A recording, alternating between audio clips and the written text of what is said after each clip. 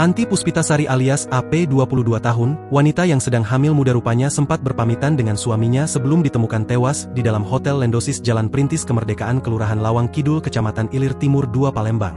Awalnya, AP mengantarkan suaminya berangkat bekerja pada Jumat, 10 Oktober 2025, sekitar pukul 14.30 waktu Indonesia Barat. Setelah mengantarkan suaminya, AP sempat berpamitan untuk melanjutkan pekerjaannya sebagai driver ojek online makanan.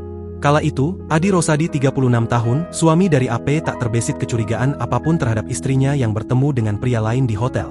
Awalnya nganter dari rumah ke tempat kerja sampai jam 3, jam 4 dia pamit keluar, "Abi saya mau mangkal, dia kan Shopee Food, Maxim, setelah itu dia gak ngabari lagi," ungkap Adi mengenang percakapan terakhir istrinya dilansir dari Instagram @palembangjurnalis, Senin, 13 Oktober 2025.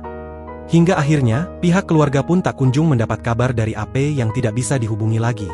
"Biasa ngabari ada di sini, ini gak ada kabar sampai malam, di telepon gak aktif," ucap Adi.